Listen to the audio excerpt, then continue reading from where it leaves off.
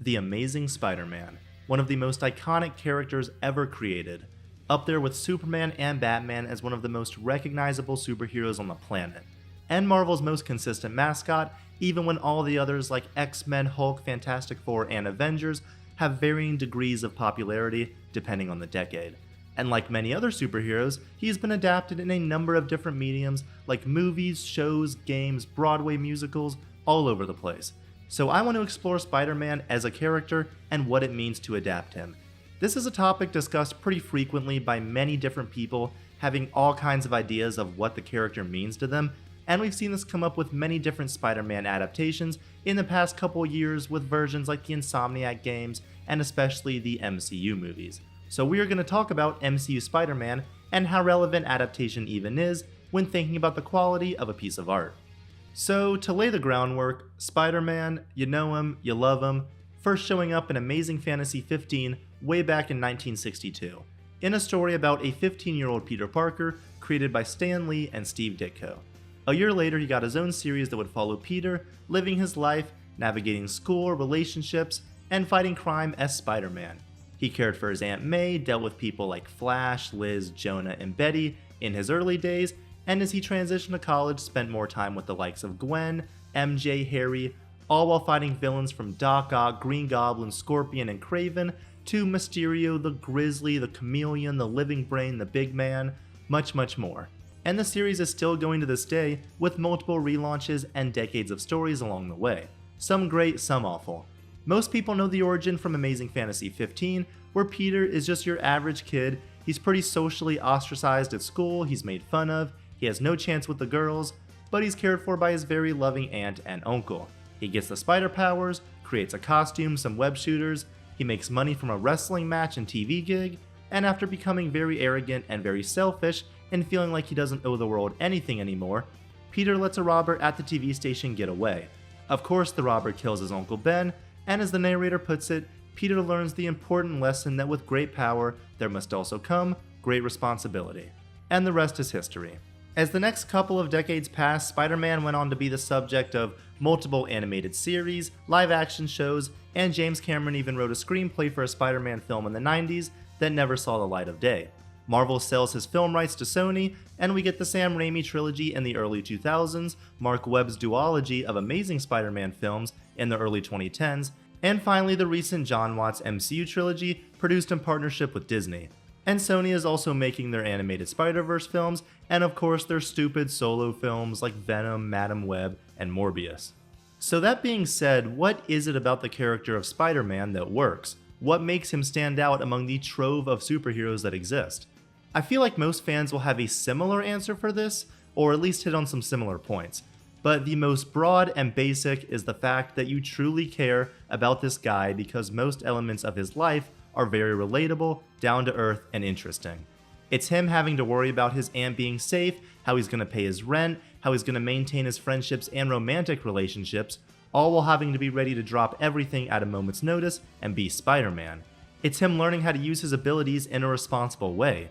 He could obviously better his life as Peter with his powers, but he doesn't because it's not the right and responsible thing to do. And Peter has a clear moral compass he lives his life by. He's one of the big superheroes along with Batman that has a strict no-kill rule, and he just tries his best to live his life by this and help people, all while balancing that with the personal Peter Parker life. And of course, that is the biggest thing. He has to keep his two lives separate when they are constantly at odds with each other and affecting each other. A common idea people like to say is, a loss for Spider-Man is a win for Peter Parker and vice versa. That's a bit reductive and I don't love that saying, but you get the idea. It's very difficult for someone to maintain not only their composure, but a level of quality in each of their lives when they're constantly at odds with each other, and this is such a big component. The Peter Parker drama is of course a defining aspect of the character. If you read the first 200 issues or so of Amazing Spider-Man, the panels of Peter and his supporting cast interacting are by far the more interesting parts of those stories compared to Spidey's fights. Don't get me wrong, a lot of the villains are great, and Spidey quipping and fighting them has some really fun parts and good, meaningful drama, but Stan Lee and the other writers that came after him just did such a good job building a compelling, distinct group of people around him, And Spider-Man himself is a hero that, despite his situation, tries to do the right thing. When he gets knocked down, he'll always get back up. That's not to say he's not also a very flawed person either, though, because like everyone, Peter has his limits and he can be pushed to them and make mistakes. He can lash out at his friends, he can lash out at Aunt May, he can make mistakes fighting crime as Spider-Man, he can succumb to addiction even. He's a flawed person that, like anyone, is constantly growing. And that's not to say he should always be miserable or should never get wins. He should, and throughout time, grow and start to get his life together, but still have ups and downs like everyone does. Even with him not being miserable all the time, there should still be drama, there should be personal stakes for Peter's life and his relationships. There should be consequences not only for Spider-Man's actions, but for Peter's social life. Peter as a person is nice, but he's not submissive. I'll finish this mission myself. I'm sick of hearing about you and your mission. It's not like any of your brilliant weapons and schemes have worked. He learns to become more confident and stand up for himself after he gets his powers. He starts out a little immature and has an attitude at first, right after the spider bite, but throughout high school grows out of it into a more well-rounded, confident, and mature young adult. He's more of a loner at first, but grows more open to working with other heroes and is eventually really respected by nearly every superhero in the Marvel Universe. He gets up and puts that Spider-Man suit on every day because he's been gifted power and he knows he's obligated to use that power in a responsible way after clearly and personally feeling the consequences of this not being done. Ben doesn't have to be mentioned every single day or every single issue or every single episode, but he has a presence in the back of Peter's mind always, and he serves as a constant reminder of why he does what he does. To me, that's what comes to mind when someone says Spider-Man, and I know many other people would say a similar thing or at least broadly agree. Now, of course, parts of the Spider-Man character are highlighted and dimmed down depending on the story and adaptation, which of course brings in the question of how do you even adapt a character while changing things needed for the adaptation, but also while keeping the core and identity of the character intact. Just looking at the 3 live-action movie versions of Peter, Tobey Maguire's Peter is a bit more naturally kind-hearted and a bit more of a genuine dork. Andrew's Peter is a little bit more rugged, still socially awkward to an extent, but has some attitude and snark to him, especially when in costume. And Tom is presented as a more naive, wide-eyed Peter who is more beholden to the world around him and the beings around him, all taking place in the MCU. And there's validity to each of these interpretations, and they all pull stuff from the original source of the character, but also places like the cartoons and the Ultimate Comics. There are plenty of Spider-Man adaptations that change things to best fit the story they're telling, and you can do this in a way that keeps the core of the character intact. The 90s show obviously changed the Black Suit saga in a pretty big way that has now become the mold for that story. Spectacular made Norman Osborn a more composed and sane but legitimately evil person as opposed to the kind of split personality Goblin dynamic. The Amazing Spider-Man made Gwen work at Oscorp and gave her a bit more of a personality and a bit more agency than the original character. And I guess as a blanket statement, before we start diving into some specifics, obviously something being quote-unquote comic accurate doesn't determine the quality of the adaptation itself, and this applies to book adaptations or game adaptations or whatever. The feelings that many people have about adaptations are totally valid, and the discussions about how adaptations handle these comic book characters are really interesting ones to have, but overall, I think generally it's more about the art itself that was created and how the changes they make serve the story. People can obviously prefer different adaptations because they lean into different aspects of the original character or of the original story. For example, I know many people don't love the Dark Knight trilogy because of its portrayal of Batman and Gotham, which I totally get. In terms of bringing that certain tone of Batman's world and atmosphere to the screen, Matt Reeves' The Batman was able to do that in a much better way. Nolan's Chicago-style Gotham works perfectly fine for the grounded drama he was telling, but in adapting Gotham like that, you're certainly losing something. You're losing storytelling potential where The Batman was able to capitalize on that in the first 5 minutes of that movie, where Gotham has a distinct visual identity. It plays into the criminal's very palpable fears of Batman. We're able to take in the atmosphere of the city instantly and understand how Batman is currently viewed in Gotham, which in itself establishes Bruce's character and gives a great starting place for his arc in that movie. So as a whole, I think it depends on the situation. And like I said, those are certainly really fascinating conversations to have. but adaptation certainly isn't everything. Another recent example is Todd Phillips' Joker films, which certainly has been making the rounds lately due to the sequel coming out and not being too great. Now, I'm going to be talking about the first movie specifically here, but does Arthur Fleck embody many of the traits that comic book or animated series Joker has that make him very unique? No, but that doesn't stop Joker from being a good movie. I do think there's a question to be asked about how much you change about the character before you've lost the reason you're even adapting them in the first place, and that's a hard line to draw.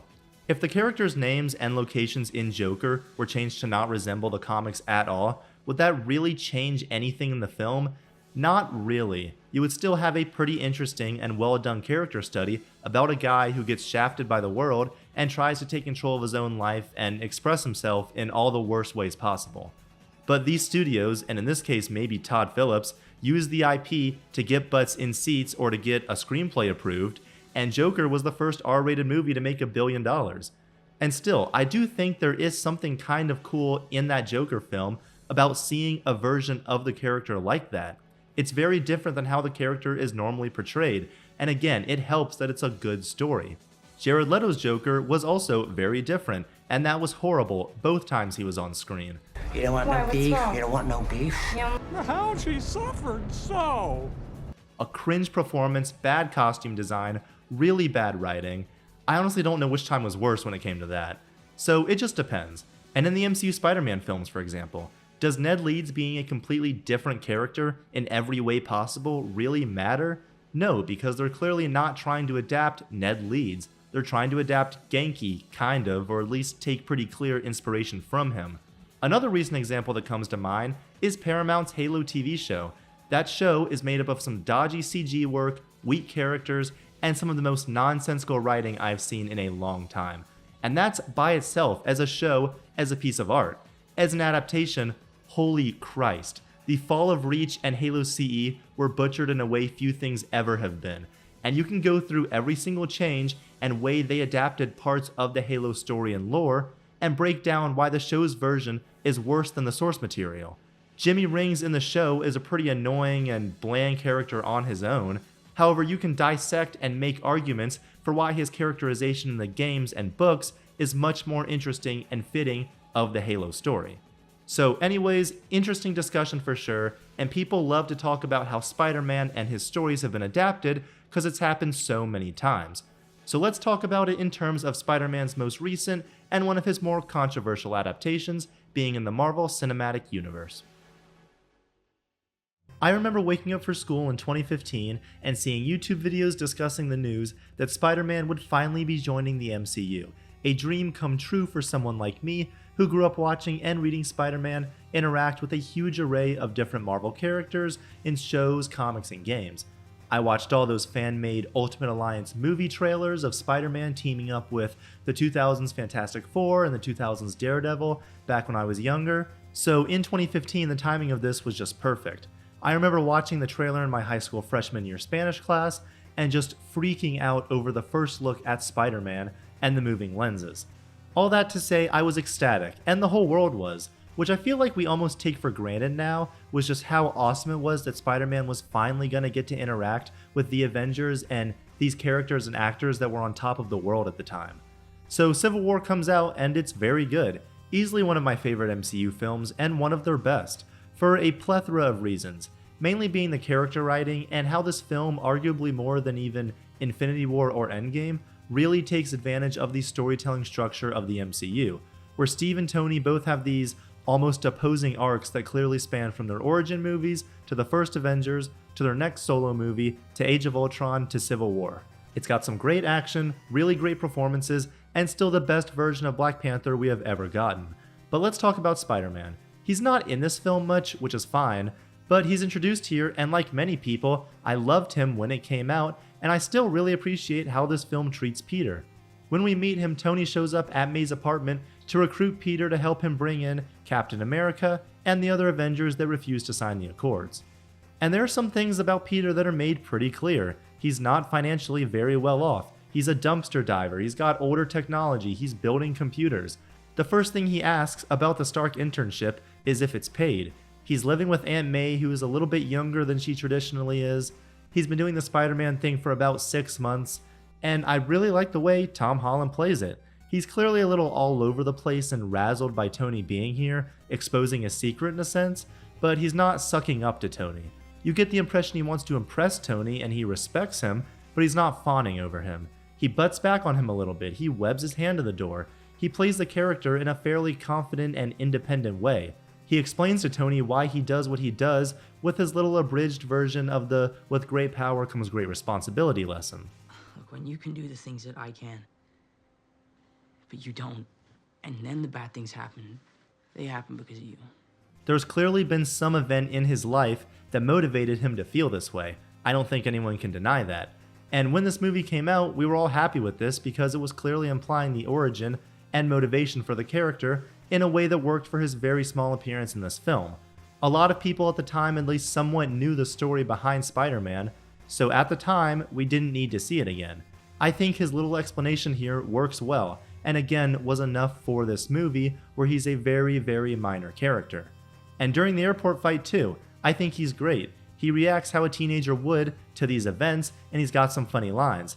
I also like that his strength is pretty evident. He's clearly inexperienced, but it's shown that he's very competent. He beats Falcon and Bucky, and I love the shot of him throwing the car at them too.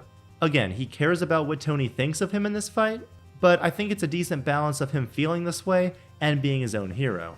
Also, he just feels like he has a bit more edge and attitude and competency to him. Even small things like after Scott turns big. Holy shit! That's a great moment, and I think the only time, or one of the only times, that he curses in this series. So yeah, Peter proves his spirit and determination in the fight, and that's that. Super cool, a solid introduction to this version of Spider-Man. A year later, we get Spider-Man Homecoming, and I like this movie. It's definitely grown on me the past couple years, and although I do have my issues, I think it serves as a pretty solid Spider-Man film. It follows Peter after Civil War, living his life in New York, and eagerly awaiting on his chance to work with the Avengers again. And there's a lot of good things about this movie. I think the best way to go through it would just be by character. Starting with Peter, I both like and dislike how he's characterized in this film. From a broad point of view, I am okay with the idea of Peter's arc in this movie. You've got the first Spider-Man film ever taking place in a shared Marvel universe. It makes sense to take advantage of that. I am okay with having the Avengers and the larger Marvel universe play a role in the arc of this Spider-Man, especially in his first film, because it makes sense. I think that it's in line that a 15-year-old kid growing up in this world that saw Iron Man on the news when he was super young, he gets powers, and I think it makes sense that he grows up, and especially after being exposed to the Avengers in Civil War, he's excited. He wants to work with the Avengers and the big heroes and be seen as a legitimate superhero that can handle bigger threats than just what's in the neighborhood. And the basic premise of his arc of learning to slow down, be a kid, appreciate the value in helping the little guy, and of being a friendly neighborhood Spider-Man. I am down with that. And generally, I think this film pulls off that arc in a pretty logical and well-informed way. In the first act, Peter constantly texts Happy, he thinks he's ready for bigger things, and just wants to take on larger threats. And when he starts to uncover alien-powered weapons being created and sold by the Vulture, he views this as his chance to really prove himself and protect the neighborhood. He tells Tony about it, and then really drops the ball when trying to take down Vulture on the ferry. So then Tony takes the suit away, and Peter has to defeat Vulture with just his homemade costume and no help from anyone, really other than Ned. And one of his big moments is the classic lifting the rubble, if this be my destiny moment, that this film adapts in a way that is supposed to be used as Peter gaining self-confidence and truly embracing that he is Spider-Man. Not the suit, not his connection to the Avengers or to Tony, he's got a better sense of identity after this. And after fighting Vulture and gaining a better understanding of why someone needs to look out for the little guy, he declines Tony's offer to become an Avenger and don the Iron Spider suit. So again, I think the arc in broad strokes generally works. Now, I know an issue a lot of people have is the idea that Peter would even need to go through this arc in the first place, and I completely understand this sentiment of going into a Spider-Man movie and being pretty disappointed when for most of the runtime, Spider-Man is portrayed the way he is here, where he's pretty amateurish in his abilities as Spider-Man. He almost falls over a lot. He destroys a bunch of property when he's trying to swing in the suburbs. He smacks his head in a truck and gets locked in a facility. He can't interrogate someone without it being a joke. He's someone who's constantly trying to impress and prove himself to the Avengers, and his arc is centered around discovering he doesn't have to do this.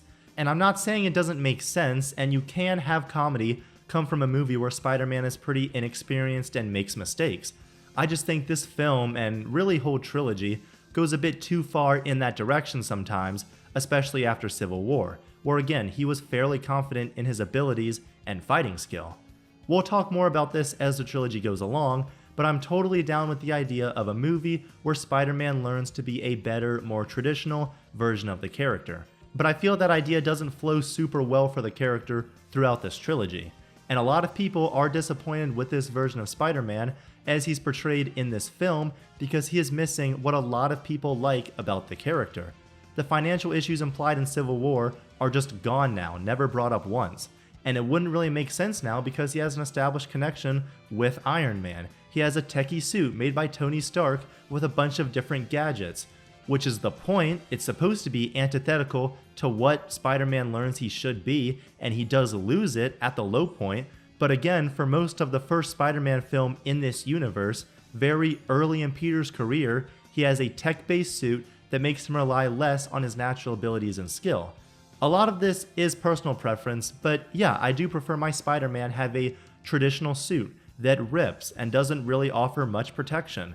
I like Spider-Man having web shooters, web tracers, his spider signal, just fairly basic equipment. As he grows older and improves his tech, sure, start working some small kind of web-based gadgets in there that make sense, but I'm not huge on the techie suit and tons of crazy gadgets for a young, grounded, neighborhood Spider-Man. Because I just think it works a little bit better for Spider-Man to be a grounded hero of the people, not having this crazy technology provided to him by a billionaire that he knows. I think it creates a bit of a disconnect between him and the everyday New Yorkers he's protecting. Speaking of his relationship with Tony, I do like it in this universe generally. Tom Holland and RDJ have some great chemistry together, and because they do have such a tight relationship, it makes moments like him getting snapped and reacting to Tony's death very hard-hitting emotional beats. But I do wish the relationship, especially here, was portrayed as one of more mutual respect and not as much of adoration. The argument they have after the ferry is a good scene, but I feel like there needs to be more of a discussion about a couple of things. One, I think it's kind of odd that they don't ever really address the fact that Tony recruited Peter to fight in Civil War without really telling him any of the details. He took this pretty impressionable, excited 15-year-old kid and got him to fight Captain America, only really telling him that they're wrong and they think they're right. He does bring it up during their argument for like a split second, but it doesn't go anywhere. There's a lot of potential for maybe a little bit of strife in the relationship where Peter could question Tony on recruiting him, or maybe the Vulture has a modicum of a point when it comes to the little guys being forgotten, which Peter does seem to recognize to an extent by the end of the film, but he never really calls Tony out on it. Not to say Tony's doing anything explicitly wrong here, or is someone that doesn't care about the little guy or the smaller threats, because we know that he does. He calls the FBI on the Vulture, and that's in character for Tony, but maybe he hasn't fully considered how the little guys are feeling the consequences of the Avengers being essentially government sanctioned now that the Accords are a thing. Or how even though Tony supports the Accords and is trying to take responsibility, there is still work to be done when people like Toombs are getting screwed over. I guess just a little bit more thematically on this side of the story when it comes to Tony would have been nice. And while I love the idea of Peter thinking about this stuff more after his confrontation with Vulture, it's not really explored at all in terms of Peter's character and what he thinks about the little guy, the everyman getting screwed over by the bigwigs in charge. There's almost something there, but again, this film really doesn't dive into any of those ideas. Not that it has to per se, but these are themes and ideas that it's playing with through the character of Vulture and how he informs Peter's arc. It's a bit weird to have Spider-Man be a hero of the neighborhood defending the little guy, but also really admire and constantly look up to Tony Stark without at least having some of these conversations with him, or somewhat exploring these ideas a little bit deeper. Spider-Man being a street-level superhero is a great avenue to dive into these themes a little more. But generally, I think Peter's arc works, And for a first movie, I am cool with his character being like this, because it got us to a Spider-Man that in the sequel would hopefully be a bit more traditional, a bit more competent, and not have an arc as focused around the Avengers or Tony. Let's also talk about the rest of the supporting cast, which is mainly Ned, MJ, Flash, and Liz. There's not much to say for Ned. He's Peter's best friend, his guy in the chair. They have a clearly established friendship, on-screen chemistry, and he's pretty funny. MJ, also not much to say. She might have the name MJ, but now it stands for Michelle Jones. And there's not much depth to her character here. She has a very dry sense of humor, very sarcastic, very weird, and I like her. Zendaya plays it in a fun way. She doesn't really do anything in the story, but she's there. And it's hinted at throughout the film, and especially the end, that she's probably interested in Peter. She's kind of fascinated by him always disappearing, and maybe she's got some feelings for him. No real issues there either. Mainly set up for the future. Liz also is pretty nothing, and in this film she really is just Peter's crush. She's a girl at school with a normal personality and no real distinct character traits. And again, for this story and being the high school crush for Spider-Man, she's fine. Of course, there's an interesting dynamic with Vulture being her father, and that is probably the best stuff in the movie. Adrian Toomes is great here. A legitimately surprising, well-implemented twist when Peter opens the door and is faced with his enemy. And it's been gushed on a lot, but the car scene is also very good. Such a fun watch as Toomes slowly figures out Peter's identity with the traffic light reflecting that. Michael Keaton kills it, and we can also talk about his character a little more because he's perfect. Making Adrian Toomes a Vulture who scavenges on the remains of the MCU battles and characters and makes his own living with it, it's awesome. This is how you adapt a character into your universe in a fitting way. Such a great idea. And it's pretty compelling watching a relatively normal guy who just wants to steal stuff and commit pretty petty crimes to pay for his wife and daughter to live. And that's it. He's not out for blood, he doesn't want to kill or really hurt anybody, but he will if you get in his way. And with the exception of the stupid scene where he nonchalantly kills the first Shocker and he's like, "Oh, I didn't mean to do that, whoops." I thought this was the anti-gravity gun. What? No, that's that one. Other than that, he's a somewhat reasonable guy who is just committing these crimes because he feels like he has to survive. He's fighting back against the big wigs that he feels screwed him over, and that makes for a very compelling antagonist. In terms of consequences that happen because of Peter's actions in this film, I also like that Liz is a very direct result of them. Peter did the responsible thing and took out Vulture, but in doing so he lost his chance at a relationship with Liz. That's a solid Peter Parker consequence for a Spider-Man action. It's not that meaningful or impactful because Liz is a pretty nothing character, and her relationship with Peter was nothing more than a high school crush we didn't see much of, but the idea is right, and I like that it's at least in this film. Other than that, I feel like this movie kind of misses the mark on the high school cast and Peter's relationship with them. When Peter misses the decathlon due to Spider-Man stuff, they win anyways, and Peter is welcomed back instantly, which they play off as a joke. Yeah, I was hoping maybe I could rejoin the team. No way. You can't just quit on us, stroll up, and be welcomed back by everyone. Hey, welcome back, Peter. Flash, you're back to first alternate. What? Instead of, Peter's relationships actually being strained due to his Spider-Man activity. A really good example of this idea being adapted is early in Spectacular Spider-Man, where Peter is fired from his internship at the science lab because Martha Connors thinks he abandoned her and Kurt when he transforms into the Lizard.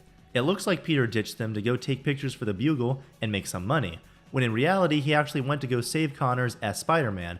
And yeah, he did take some pictures too, which wasn't really cool, but he needs the money to help his aunt.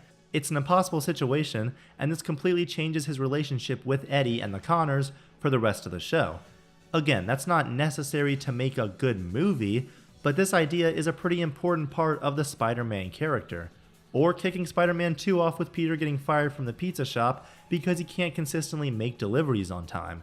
In Homecoming, even when, say, Peter leaves Ned at the party, there's not really a discussion or any strife about Peter doing this. Ned has one line. Hey, thanks for bailing on me. Yeah, well, something came up. Oh, what is that? Then that's it. That's fine if you don't want to have any relationship drama with Ned and Peter, but that's a prime example of a time where it would be perfectly in line and reasonable if he was a little annoyed at Peter for ditching him and feels like he isn't valuing their friendship enough. I do think there's some good, very Spider-Man-esque moments that almost embody this, like Peter having to leave the party and the hotel room in DC, where he takes a second to take in the small sacrifices that he has to make to be Spider-Man. But these are few and far between. And generally, these movies seem adverse to having Peter's social life really feel the consequences of his Spider-Man activity. In terms of others in the high school cast, Betty's there, she's nothing, but that's fine, and there's Flash, who in this movie serves as a bully and slightly antagonistic force to Peter, but his character in this whole trilogy is pretty mishandled, partly because of the quote-unquote bullying that Flash does. I do like the idea of updating Flash to be a bit more modern and not necessarily a solely physical cliche kind of bully from the 60s, but in doing that, they also kind of got rid of a lot of the purpose that Flash serves as a character, because he's not much of a threat to Peter in any regard now. In fact, Flash comes across as just a rich, complete loser who yells things like Penis Parker and occasionally makes fun of him, but Peter doesn't care. The closest they get is probably the party scene, where Flash has a room of people chanting Penis Parker. But like, come on. Flash here is just a complete dweeb with no character traits other than he bullies Peter by yelling middle school insults. Why not have him actually insult and bully Peter over meaningful things that matter to him, like his aunt or home life, and Peter gets upset with him or it gets under his skin? You don't have to have Flash be a physical threat to have him be interesting and serve that antagonist role well. He can even act in passive-aggressive ways, like walking past Peter and knocking him in the shoulder. Then he's not trying to punch him in the face, but it still tempts Peter with him now being so physically capable with his spider powers. I've always viewed Flash Thompson as a worthwhile Spider-Man character because at the beginning, he functions as a constant test of Peter's great power and great responsibility. Every day Peter is bullied by Flash, who he can physically overpower without breaking a sweat, but he chooses not to because that's not a responsible use of his power. There's also the element of Flash being a character in his own right, one that throughout high school and mainly in college grows to be a much better person and good friend of Peter's that enlists in the army. This is something that the TASM movies, for as little as he was on screen, still attempted to do, and that's appreciated. It doesn't have to be a lot, but they don't even try here. Flash is barely anything in this movie, and it only gets worse as the trilogy goes along. And is the character of Flash in Homecoming a flaw of the movie? No, I wouldn't say so, but this is an example of adaptation and changing things for the worse. You're adapting a supporting character who is important to Spider-Man, who has tons of incarnations in different books, shows, and movies, and you're missing multiple elements of what makes the character work and be a worthy addition to the Spider-Man mythos. In fact, I'd say you're missing the defining elements of Flash as a character. This is their take on adapting Flash Thompson, and it's understandable why so many people have issues with it. They wasted Tony Revolori with some pretty weak scripts when it came to his character, which just sucks to see, because as an actor, I do really like him. And there's Aunt May, who I think is pretty good in this movie. Her and Peter's relationship is built on from what we saw in Civil War, and I think there's just enough of it in this story. It's written well enough, whether it's scenes of them at dinner, or Peter discussing how he can't tell May after everything she's been through in the past year, or her confronting him after he loses the suit and showing a more stern parental side of her personality. And the sequence with her helping Peter get ready for Homecoming is a lot of fun. I really do like Marissa Tomei as this character. Very, very good casting in my opinion. She can be funny, she can be assertive, caring, just a wonderful choice all around for a younger Aunt May, which again is an adaptation choice that I like, and how you change things to fit what you're doing. I don't want to see a version of Aunt May that is 100% authentic to the original probably ever on screen, because that would be really annoying. She'd constantly be on death's door, she'd be really stupid when it comes to the morality of people like Spider-Man and like Doc Ock, and just constantly be a huge hindrance on Peter to a ridiculous degree. As long as Aunt May is a caring, lovable, morally good person that cares for her nephew, I think that's enough. A little bit of time spent on her grieving Ben is nice, and yeah, you can have her slightly older if you want to introduce more health-related issues, but I don't think it's completely necessary. Just like I don't think financial issues with her are 100% necessary, but they are interesting and provide a lot of dramatic potential with the character. And if that potential drama isn't replaced with something better, then you start to question why things weren't adapted in a certain way to start with. Regardless, Homecoming does a good job of establishing May's character from what we saw in Civil War and her relationship with Peter. And at the end, she discovers that Peter is Spider-Man, which of course we'll talk about even if the next movie won't. Spider-Man's relationship with New York is a pretty big part of the character as well, and this is something that the previous incarnations in film really hit on. The Raimi movie had its cheesy post-9/11 citizens uniting and helping Spider-Man, and the great moment in Spider-Man 2 where he's saved by the people on the train and they agree to keep his secret. Plus there's the little cutaways to the wacky people of New York and their take on Spider-Man when he first shows up. Some kind of freaky Lou or something. Wackadoo. And even TASM tried a similar idea that in execution was a little silly but very sincere, and hit home the idea of Spider-Man being a hero of the everyman like the crane operators and construction workers of the city. Good stuff. And this movie has a little montage of Peter helping people around New York, which I like, but like a lot of stuff in this trilogy, it's presented a little bit more comedically than empowering. The goal of the montage is to show Peter's eagerness and drive to help the people of New York, which fits the story, but we never really see much of Spider-Man's relationship with New York and its citizens after this. The rest of the trilogy doesn't really capitalize on the things this movie set up, especially when No Way Home kinda tried to. It works for this movie, but again, this is me recognizing that this part of the character is hinted at here and never again in this trilogy. I also want to hit on some production stuff, because although writing is very, very important in film, obviously, it's not everything. And cinematography, lighting, VFX, all that stuff matters as well. And I'm not breaking new ground by saying these movies don't look very good. Generally speaking, there are of course a few shots that are exceptions. And most of the MCU, going way back, looked fine until Phase 4. There was some bad green screen here and there, some fake looking CG every once in a while, but for the most part, the movies looked pretty good. It was pretty impressive what they were doing, especially with the early films like Iron Man and Incredible Hulk. Iron Man's the obvious example that everyone goes to, but he never looked as real or as lifelike as he did in Phase 1 for the rest of his appearances. The small attention to details like the reflections and especially sound design was a huge one that kind of stuff just began to get lost as the universe went on and the Marvel machine had to keep pumping out more and more movies.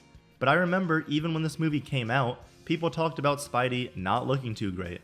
Not suit-wise, because I do really like the design of the Stark suit, and especially the homemade one, which in itself is just a really neat take on the homemade costume idea with the goggles that is genuinely new and super cool. But watching an obviously rubbery CGI Spider-Man jumping around rooftops is really disappointing.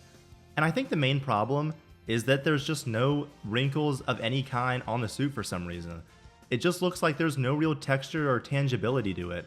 So I'd say like 90-95% of the time Spider-Man is on screen in the Stark suit in this movie, it looks fake, which sucks. But when he puts on the homemade suit, it looks good. And most of the other CG in this movie like Vulture and Iron Man all looks pretty normal too.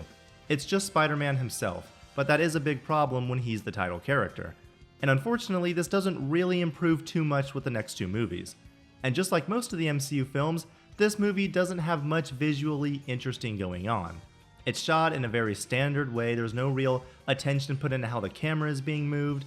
The action in this film is also generally pretty weak, definitely the weakest in the trilogy. It's all pretty basic Spider-Man punching, thugs, some kicking, nothing too crazy. All that stuff is fine for what it is. And the final fight with the Vulture is also very whatever, but just not very interesting. I've never thought that Vulture offered much action potential as a villain, since he just flies and can stab you with his wings maybe. So some versions give him like projectiles and stuff like that, but the final fight in Homecoming is fairly mediocre. It's dark, it's just not super exciting to watch, and action is certainly not one of this movie's strengths. Visually, Homecoming overall is just a very, very bland and sometimes bad experience. And on its own, this would just be a normal, yeah, not great visual effects, whatever kind of situation. But a lot of people get hung up on it for this trilogy because Spider-Man has already had not one, but two on-screen adaptations that look leagues better than this film and most of this trilogy. And one of those was directed by Sam Raimi, who just so happens to be one of the most visually distinct filmmakers out there. I'm not saying that every film needs to have an incredibly distinct style or aesthetic. You do what you need to do to service the storytelling and the characters. But yeah, obviously the MCU Spider-Man trilogy stands out when Raimi's movies are such a visual feast, where besides a few single moments of dated CG, Spider-Man looks amazing, practically lifelike. Those movies have a very distinct golden hour aesthetic to them that gives them their own personality, their own recognizability. They're shockingly great CG models that are 20 years old by this point.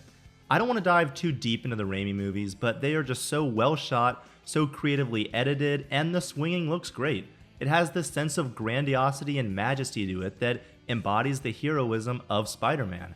And the swinging in Mark Webb's TASM movies is also great. They established their own identity with their own web swinging that was very reflective of Andrew Spider-Man, that was a bit more emotive through his physicality and through his attitude.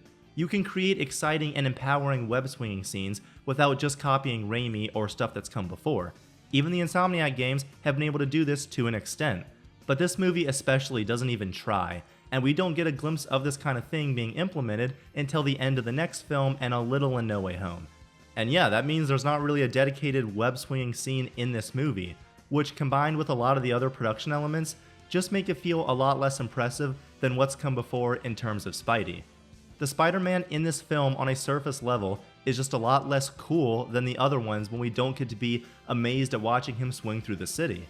I know that's not what they're going for here. They're going for more of a fun, goofy, kind of naive, childlike Spider-Man that bounces around, and yeah, that's what we get in the montage. And we'll talk more about that in Far From Home, but production-wise, this movie doesn't look great, and I definitely think it's the worst in the trilogy in terms of the CGI on Spider-Man himself. There are a couple of other random things I want to bring up in Homecoming. I really like Donald Glover for his brief time here. He's just a fun performer that made a very minuscule character somewhat memorable, and it would have made a lot of sense if he was a recurring character throughout this trilogy. But alas, that didn't happen. I also still think this is one of the funnier MCU films. A pretty good sense of comedic timing throughout, and some jokes that I think still land years later. I remember the first time I saw this in theaters in 2017, that looking at porn line from Ned really got me laughing, and this I still think is a pretty solid comedic movie. The video diary idea for the intro is fun and already pretty informative of Peter's character like 10-20 seconds into the film. Again, an idea I kind of wish they'd stuck with in the future. Everybody brings this up, but it's crazy that Scorpion never gets addressed again, especially with the post-credits scene. I love this cut right here when Vulture is introduced, very intimidating. It's one of the only moments where it feels like some love was put into the editing. I also like the Vulture theme, and generally I'm fine with Michael Giacchino's Spider-Man scores, but I feel it's not until No Way Home that the music really delivered more of what I was looking for. And I think that's all my rambling on Spider-Man Homecoming. A solid movie that introduces this version of Spider-Man pretty well in his first solo story. Vulture is great, and this film does have some decent character stuff going for it with Peter. It did adapt some things in a very weird way, but it's only the first movie. Characters can grow, relationships can evolve, and even with some of my issues, I can't deny that this movie is still solid. And looking back on it, it's definitely the one in the trilogy with the least amount of problems, easily. Lucky for Homecoming, the next two movies decided to throw logic out the window when it came to their plots. So that is going to do it. Moving on. Spider-Man Far From Home. This is the one, an incredibly divisive movie that every week you'll find someone complaining about, and also someone saying it's overhated. And this was really the point where MCU Spider-Man and him as an adaptation really started generating some discussion. And I fall on the negative side. This is not a good movie, unfortunately, in most aspects. There's a very few things to appreciate and compliment, but for the most part, I find this to be a pretty abysmal screenplay that treats the plot and most of the characters horribly. So let's go over exactly why this movie isn't very good. I think before diving into Peter in this film, we have to cover what happened between Homecoming and the start of this movie. In Infinity War, Peter shows up to help Tony and Doctor Strange take on Ebony Maw and Cull Obsidian. He ends up going to space with them, taking on the responsibility. He's dubbed an Avenger by Tony, and given the Iron Spider suit. And I have never really viewed this as undercutting his arc in Homecoming, which I know some people do. Him doing this in Infinity War makes sense. It's in character for Peter, and it's good stuff, other than him undercutting this good line of dialogue with a dumb joke. You can't be a friendly neighborhood Spider-Man if there's no neighborhood. Okay, that didn't really make sense, but you know what I'm trying to say. I like Peter stepping up and taking on the challenge because that's what he would do. If Earth is in danger, he's gonna step up to defend it and protect his neighborhood and friends and family along with it. And although the Iron Spider suit would go on to be overused and progressively look worse over time, it's cool that he gets an upgrade that he would need to go into space, and it helps distinguish his team up time from the solo movies. And again, I think we sometimes forget just how exciting it was when Infinity War came out and we got to see Spider-Man with the Guardians and wearing a suit that had only been teased in Homecoming. So yeah, he fights Thanos with the others and is once again presented pretty well, I think, from a combat sense. He gets snapped, shows up at the final battle in Endgame, and is there when Tony dies. So when this film begins, Peter is a little traumatized by the events that have happened, and he wants to chill on being Spider-Man for a little bit. He's going on a vacation with his classmates and just wants to focus on that. Sure, I think that makes sense. Unlike certain Spider-Man fans out there, I don't think it's a huge sin for Peter to take breaks from doing his thing, especially when there are other people out there like Miles in the Insomniac games or the other heroes that are in the MCU, which I know in this movie they say none are around, but I don't really accept that. So I think that part of the setup is fine. Also, Peter's arc in this movie is set up in the beginning where he feels like he has to live up to Iron Man's legacy. Tony's death clearly left an impact on the world, and in his absence, everyone from Nick Fury to the press are all asking Peter if he's going to be the next Iron Man, if he's going to step up, if he's going to fill those giant shoes. And that's enforced throughout the film, where he gets Edith and uses it irresponsibly, he's tricked by Beck, and he constantly has Fury telling him that he's not ready for the responsibility and that Stark chose wrong. Which brings us to our low point on the plane with Happy. I don't know if that's me, Happy. I'm not Iron Man. You're not Iron Man. Tony was my best friend. He second-guessed everything he did. He was all over the place. The one thing that he did that he didn't second-guess was picking you. Peter says, "I'm not Iron Man," and Happy tells him that he doesn't have to live up to Tony, and that Tony was a flawed person. And essentially the idea is that Peter learns to be his own hero and trust his instincts. He doesn't have to live up to Iron Man. All that is what his arc is supposed to be. But it is one of the most surface level, nothing character arcs I have ever seen, especially for Spider-Man.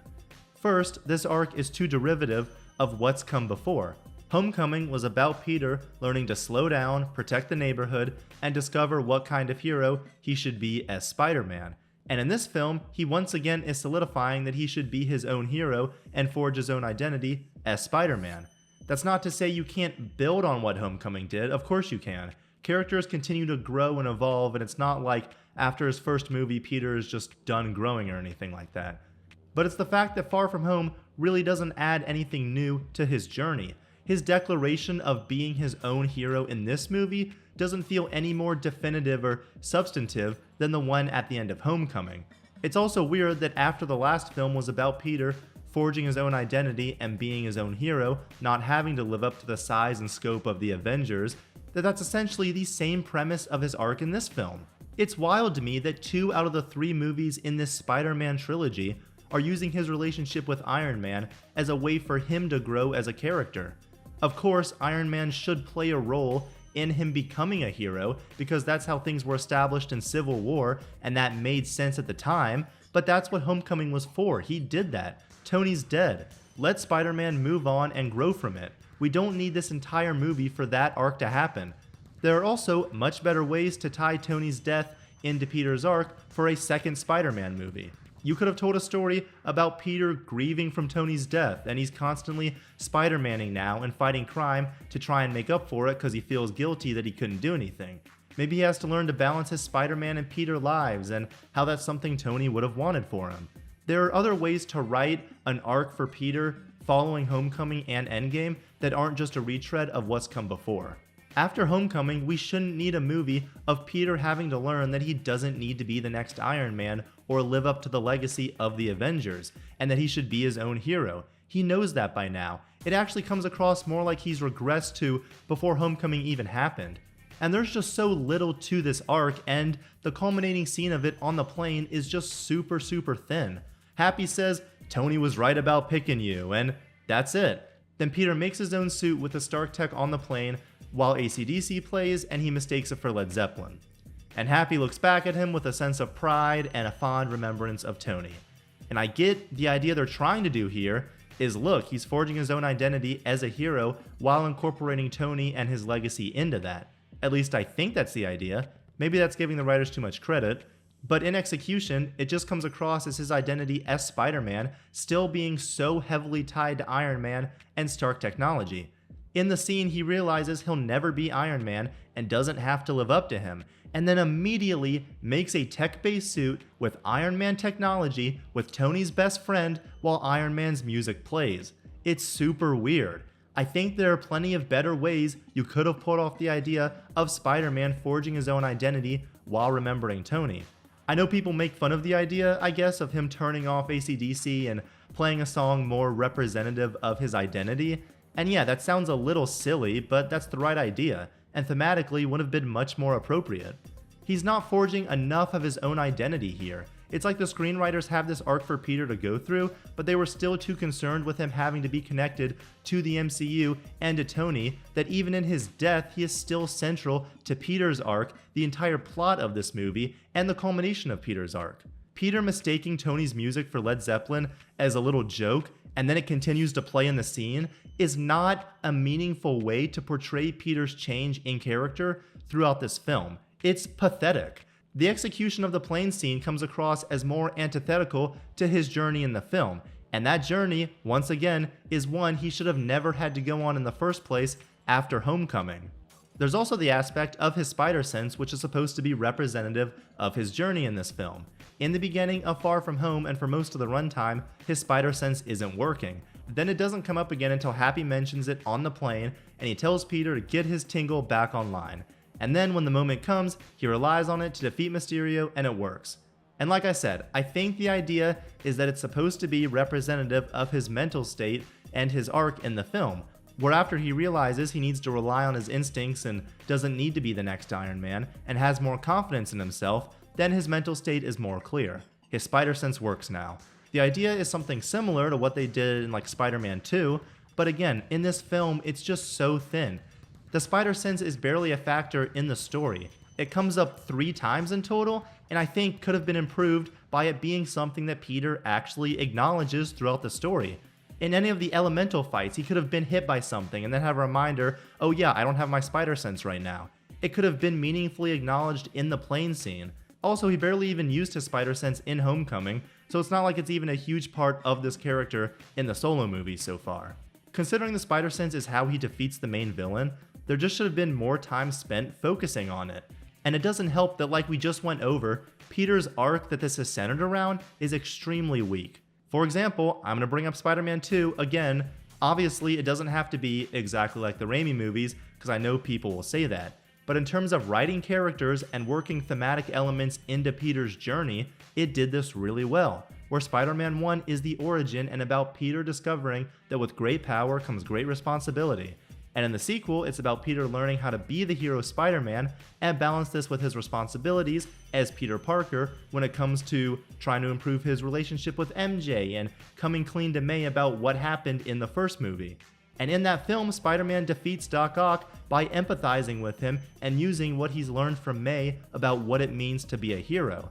This is relevant to Otto as a character, and of course, Peter learning the definition of a hero and the sacrifice that comes along with it. It actually builds on and elaborates on what was established in the original movie. Then the third film is about Peter having gone too far in figuring out how to live both lives and thriving, and what it means when he starts to become overconfident and arrogant, and due to that falls into addiction essentially. Each of those movies grows the character in a way that builds off the previous film, but asks a new question, presents a new substantive idea, instead of just being derivative and adding nothing new. Let's also talk about Peter being a complete moron. Again, Peter can and should make mistakes. He is flawed, but this film turns up his incompetence and silliness up to 11. After he gets Edith, which he never should have gotten by the way, I don't understand why Tony left this program that not only has access to the entire Stark global security network, but also a fleet of fully armed killer drones just sitting up in space. He left this to Peter instead of Happy or Pepper or Rhodey. Peter has them, which is dumb, and he accidentally calls in a drone strike on Brad. And people dog on this scene all the time, but it truly is awful. It looks horrible. It has Peter being ridiculously incompetent. He nearly executes this kid in his class with a drone because he accidentally used Edith the wrong way. It's so ridiculous that it's almost funny, which is the idea. This happens because Far From Home is so set on being a carefree summer Disney Channel-esque adventure that it bends every aspect of the writing to this. It doesn't think, hey, this doesn't make a bit of logical sense, or hey, this could be emotionally compelling or interesting drama. No, it wants to play everything for a joke because funny, Spider-Man funny, which is such a waste. One of this Spider-Man's 3 solo movies is nearly a total wash because it wants to have the smallest amount of consequences and drama possible. Spider-Man's suit gets spotted in TSA, isn't that funny? Peter's suitcase with an Easter egg to Ben's initials gets blown up, oh funny, haha, isn't it quirky we call the Spider Sense the Peter Tingle. The Peter Tingle. Come on, Peter Tingle. Please do not start calling it my Peter Tingle. May Parker having to raise a child on her own that she now knows is in constant danger? How would the characters act in this situation? Shouldn't we explore that a little or kind of mine the dramatic potential? I don't care. Isn't she hot? Isn't she funny with Jon Favreau? Oh, funny, haha. New dress? Yeah, yes, it is. It's a new beard. My blip beard. Blip.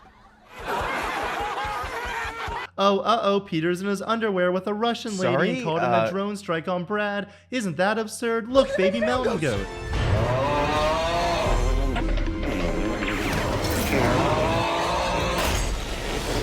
Far From Home is allergic to character drama, and the only somewhat meaningful stuff it tries to do is a derivative, watered-down retread of an arc for its main character that was done infinitely better in the previous movie. Being funny and being whimsical is the #1 concern here. And yeah, like I mentioned, all of Peter's goofy and incompetent traits really just get dialed up here. He gives Edith to someone that he literally just met a day or 2 earlier. It doesn't matter that it looks like he's trustworthy or that it appears like he would sacrifice his life. You've seen on the bus what this technology can do, and you actually gave full access to this huge security system to someone you don't know. Peter also doesn't seem to care what anyone thinks about his secret identity either. He wears the Night Monkey suit in what he thinks is a bar full of civilians with Mysterio also in full costume. He's not apprehensive in the slightest when Hill tells him that he can take his mask off in front of all the S.H.I.E.L.D. agents. As much as this Peter tries to tell us his secret identity is a huge deal, what we're shown doesn't really support that, which makes the post-credit scene less impactful. We can also talk about a few more plot things. Like I said, I'm cool with Peter wanting to take a break from being Spider-Man for a little. But it's wild to me that he's so dead set on not helping Fury when the threat, as far as he knows, is the entire planet being destroyed. He's told by Beck that the elementals will kill this world just like they did his. And he's like, yeah, but I want to go talk to MJ. Well, you're not going to be able to talk to MJ when the planet's destroyed and you're both dead because you didn't help. This plot hinges on characters being really stupid, and Mysterio's plan is so weird to me, where he already has an army of drones that make Mysterio look like a hero, but he's gonna get Edith from Peter so he can make an even bigger or Avengers level threat, as he says, and be more of a hero. I'm not really sure why he even needs Edith when he already has a bunch of drones and should be able to make more of them. I'm also not sure why he doesn't just shoot Peter right here with the drone instead of running him over with the train. And when looking at film, I'm not one to go super deep usually on examining minute things or criticizing a plot super heavily a lot of the time, just because for me, I don't think that's where the most interesting discussions are most of the time. Plot matters for sure, logical consistency matters, plot holes matter, character consistency matters, but a few things here and there not adding up, especially in genre films like this, has never really been the end of the world for me. You can have a rough plot but good character writing, and I'll still think pretty positively of the movie overall. It only becomes a giant problem for me when the plot is so nonsensical and the characters are so stupid that it's clear there was such a lack of effort put into it. And I've had that happen a few times in the past couple years with movies like Batman v Superman, Rise of Skywalker, and now 2/3 of these Spider-Man movies. At least this film can somewhat get away with making Fury a complete moron, since it is Talos in disguise, but that's also just kinda lame, and it just feels like a workaround that takes away from Fury and what could have been his relationship with Peter in this movie. In lieu of being too negative, let's talk about something good, or the only thing good, being Mysterio. I do generally enjoy watching this character. Jake Gyllenhaal gives a charming, fairly natural performance when we meet Quentin Beck, but when he's able to fully dive into a villain, I really enjoy how much he hams it up.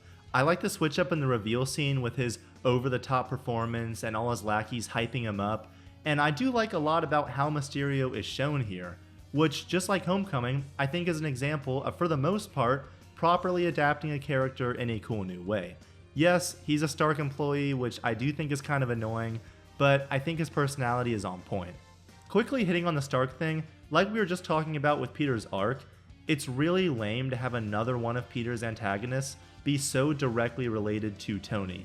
And yes, this does tie into Peter trying to live up to Tony's legacy and now dealing with a consequence of Tony's, but similar to his arc, doing something so similar for the second movie in a row is just repetitive and derivative. There's a balance to paying respect to Tony and involving Iron Man in the plot and characters of these Spider-Man movies, but not going overboard by having so much of these films be about that. There's a sweet spot in there, and this movie is not in it.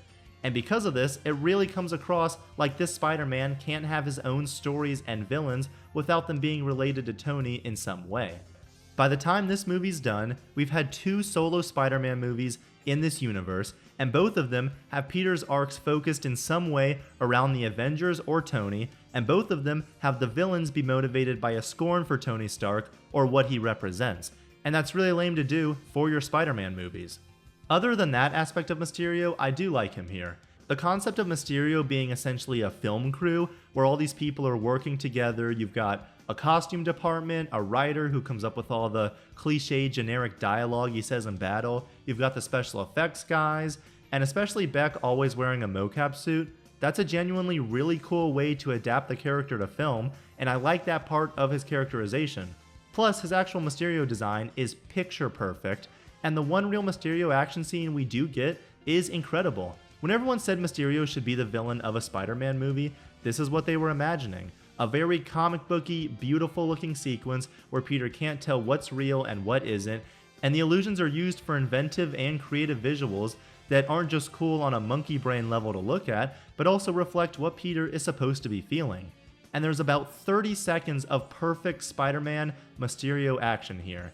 And I think all of this is really well done, with Peter constantly getting tricked and not being able to trust anything. Unfortunately, this is where the action peaks in this movie, because the final fight is super underwhelming. Because Spider-Man is just fighting an army of weaponized drones. There is nothing Mysterio about this fight. After the illusion's taken down, which happens very quickly, there is nothing interesting going on here, which again is just so much wasted potential with Mysterio being your villain. You can do the same payoff of the Spider-Sense moment, but have him be fighting enemies with some spark or imagination or creative visual flair to them. Yeah, Mysterio's illusions are just that, illusions, but he's a theatrical guy. He likes to play up the part and give the illusion of these grand challenges that Spider-Man has to overcome. But this finale is just Spider-Man swinging around and destroying a bunch of white robot drones, and they blow up. This is more Tinker than Mysterio. Why not have him fight the robots disguised as different illusions, or have the drone tech be used to create robotic enemies that make for a more interesting army?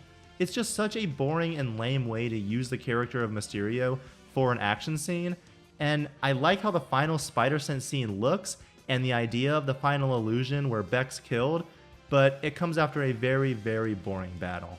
Let's talk about some supporting characters again. The biggest one is probably MJ, who gets a lot more screen time than in Homecoming. And it's because the second this movie starts, after the intro, Peter goes up to Ned with this big plan to win MJ over. Which is crazy because at the end of the last movie, it just seemed like he maybe could be into her at some point in the future, but we skip all of that, and this movie acts like this is something Peter has ever thought about before. Because, oh, isn't it cute seeing Tom Holland and Zendaya together? Oh, they're so awkward and quirky. The jump from the end of Homecoming to how Peter feels in the beginning of this film is the craziest shift ever.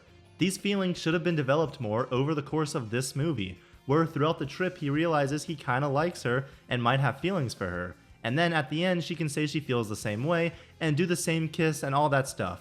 But instead, the second this movie starts, he has this plan to spend the whole trip romantically with her. I think it's a little forced coming after the last movie, but whatever. When they are together, yeah, I think they have good chemistry. They're able to pull off the whole awkward teenagers first kissing and hanging out thing pretty well, but that credit completely goes to the actors as opposed to the writing. And once again, I ask, why not put a little bit of depth and effort into this romance and this relationship? Why is MJ any different to Peter than Liz was? She's just a girl that Peter has a crush on, which is fine, I guess, but there's nothing else to it or to her. And spoilers, there really won't be for the rest of their time together. Again, just as an example, it's at least nice that the relationship between Mary Jane and Peter has something to dig into in the original film. The scene the two of them share outside their houses is effective because it provides a connection between the two that you see forming during the conversation. It's clear that Peter encouraging MJ's dream of acting is the first time she's really heard that. He's the first one that's really supported her dreams, even if it's just a small comment. It's also clear she comes from a broken home, and hearing someone tell her this for the first time, it makes an impact on her. Raimi MJ isn't my dream adaptation of the character or anything, but she has depth. She's a layered character with wants and needs, and the screenplay treats her as an actual person and explores her feelings for Peter. Again, Far From Home is just adamant on not giving its side characters really any depth, and it just wants to be the fun, carefree Disney Channel movie. You could argue there's one line she has. I don't really have much luck when it comes to getting close to people. But she says that, and that's it. It doesn't mean anything. It doesn't inform her character moving forward. It doesn't inform how the relationship or dialogue between her and Peter is written. It's nothing, because that's easier. They're just two high school kids, and they like each other. Aren't they cute? Oh, she figured out he's Spider-Man? Haha, very fun. Isn't that whimsical? Betty's in this movie more, which I like, and she's fine. I actually find her little summer fling romance thing with Ned kind of funny. That's where I think the high school type humor isn't too overbearing and kind of where I think it should be coming from, and there are some decently funny bits. Would I like anything else to Ned at some point other than just comedy and being Peter's best friend? Yeah, but it's not here, so maybe in the next movie. This version of Flash continues to be nothing. At least here he makes one joke about Peter being poor, but that doesn't really seem to be true now anyways. And they brought in the him being a huge Spider-Man fan thing, but it's not used for anything meaningful with the character. He says it inspires him, but of course it's played for a joke, and now he's even more of a loser than in Homecoming, where he gets punched in the nuts and is still just a really lame character. I will also say I like the teachers, just like in the first film. Mr. Harrington is a fun supporting cast member, and again, where I think the comedic, high school type jokes should be coming from. And there's Brad, the most pointless character who is just there to be an adversary for Peter, getting close to MJ. He's a nothing burger of a person, he never shows up again, he has no real discernible characteristics other than he's trying to get with MJ, and his entire role just could have been filled by Flash. I know it wasn't really set up previously that Flash was interested in MJ like that, but they didn't set up a lot of stuff in the last movie. I don't understand why you would bring in a new antagonistic high school character to add to the cast when Flash is right there. It just plays into everyone else blipping, but he aged 5 years and now he's cute and the girls love him. He is nothing. And there's Aunt May, who after being a convincing, loving parental figure that was actually in the last movie, she's in 4 scenes here, and one of them is a phone call, and she spends most of her screen time doing funny haha rom-com bits with Chef. There's no new layers added to her character. We don't see a different side of her, she doesn't grow. She's at least consistent, I guess, with the very small glimpses of her still caring that Peter isn't dead. That's good. But by far the biggest mistake is how this movie handles the fallout of May discovering Peter is Spider-Man. There's no mention of it, zero, nothing. We don't see the conversation they had. Peter spent all of Homecoming and his time in Civil War making clear how big a deal it is that May never finds out. And she finally does, but it's never acknowledged once. Just like Peter's obsession with MJ, we skip to this film and she's just cool with it. She even packs his suit because she's the cool, fun, hot Aunt May. Forget any dramatic potential the character is capable of. We don't need any of that. There could have been a flashback to the conversation the two of them had, or just literally any acknowledgement whatsoever. Far From Home drops the ball so hard on May as a character, and it sucks because Homecoming did what it had to set things up, and unfortunately the way she's treated here does go on to affect the next film. The closest Far From Home gets is her working at the feast shelter now, but just like MJ's line about not getting close to people, it's nothing of substance. There's no conversation about it. There's no exploring why she works at Feast and what helping the people of the city means to her. You technically, from a writing level, could glean like, oh yeah, May has a strong desire to help the less fortunate or something like that. But when that's all that the character has in this entire movie, it's nothing meaningful. There's nothing to it. If she had just started working at Feast in No Way Home instead of Far From Home, it would have made no difference to her character in that film because it doesn't inform her character in this one. I did mention a few production things already, but generally, much of what was true about Homecoming still applies here. The movie overall doesn't look great. A lot of bad green screen, just like before, more wonky CG, the Iron Spider suit looks worse than it did in Infinity War.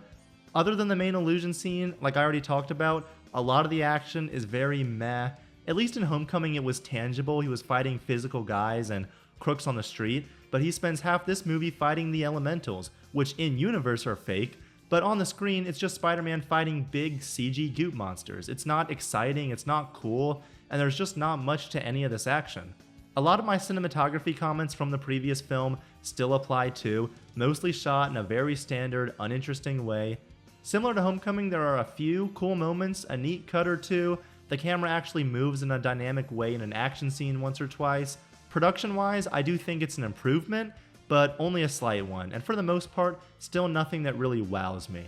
There is at least a web-swinging scene of Spider-Man in New York at the end of the movie. That's neat. And this is what I was talking about in Homecoming, where it's a new version of Spider-Man swinging that establishes its own identity, where he's using his phone and he's taking pictures. Now, do I think this is presenting Spider-Man in as cool or as interesting a way as the other swinging renditions? No, but it's at least giving us him swinging in a new style in New York, so that's fine. The score is much of the same as well from Homecoming, where it works. It continues to fit a more lighthearted and whimsical Spider-Man. I do actually appreciate how there's slightly different variations of the main theme depending on what country or city their characters are currently in. That's super neat, but like the writing of the character in the film, the score still lacks a more impactful punch that would help me get a little bit more invested in this Peter Parker. Also, it's super weird that the identity reveal is a post-credits scene. Why isn't it just the end of the movie? Post-credit scenes are supposed to be fun little optional things that work as a tease or something coming up in the future. They shouldn't be essential viewing, especially for something as major as this, that's essentially the entire catalyst for the next movie's plot. That's about all I've got on Far From Home. A bad, bad movie. It completely falls apart through its plot and character writing for Peter. It doesn't make any attempt to characterize the supporting cast in a meaningful way. It continues to fall into the MCU production trappings with its visual effects and camera work, and worst of all, it's just so clear in what its priorities are. First and foremost, it wanted to be funny, lighthearted, and whimsical, and do the absolute bare minimum when it comes to telling a compelling Spider-Man story that explores the character and his relationships. And unfortunately, this movie being what it was, did go on to hurt this trilogy as a whole in the long run. Spider-Man No Way Home. What a crazy, defining piece of Spider-Man history. This is a wild, wild movie, and the emotions leading up to its release, through initial rumors of a live-action Spider-Verse thing, to bringing back old actors, to the infamous set leaks, to fake toy leaks for some reason, and to the movie finally releasing. There's quite a bit to unpack, but is the movie good? Yes, kind of. This is the film I always point to in my life when I'm talking about movie analysis and criticism in general, because it's a great example of a movie that I do like. There are scenes I love, there's performances I love, there's writing and character drama I love, there are shots I love, there's no doubt a lot of good stuff in this movie. But also it's got a really, really, really bad plot and some unbelievably stupid character decisions. There's lots of rough-looking production elements, it's filled with conveniences and contrivances and multiversal magic that doesn't make any sense. So the question is, when weighing all these things together, how good is the movie as a whole, and how do you come to this conclusion? Let's get into it and all that this film has to offer. So after Far From Home, Peter's identity is revealed, and it's causing a whole bunch of problems for not only him, but his friends as well. So he goes to Doctor Strange for help, the spell goes wrong, all the villains show up, the Spider-Men show up, the spell at the end, you know the deal. And I'm not breaking new ground with this take, but a lot of No Way Home treats the character of Peter in a much more interesting and meaningful way than the previous two movies, and especially Far From Home. There's a lot about Peter's characterization that I quite like in this film. Although I don't think the identity reveal had a ton of weight behind it in Far From Home, due to all the stuff we discussed earlier, I do think the way the first 20 minutes or so of this movie treats it is pretty good. We see how it's affecting his daily life, and more importantly, how it's affecting his friends. I definitely could have used more of this in the film because it's quite a small part of the movie, but it's functional, it makes sense, it works. And I like the idea of Peter being motivated to fix this mistake in his life, primarily by his friends not getting into MIT, and their futures really being the ones affected by him being Spider-Man. It's a nice selfless thing for the character that also emphasizes his connection with them. Again, I blame Far From Home for not giving a bit more to his connection with MJ, for example, but I can't keep bringing that up constantly when discussing this movie. So, good setup. The first of many issues arises when Peter goes to Doctor Strange to see if there's any way he can help. So Strange begins casting a spell that will make the world forget Peter is Spider-Man. But Peter keeps trying to change the spell and it goes wrong, and instead of everyone in the world forgetting he's Spider-Man, it brought a bunch of people from across the multiverse to this Earth who do know that Peter is Spider-Man. Where to even start with that? Maybe with the fact that this is one of the worst ways to kick off a plot I have ever seen.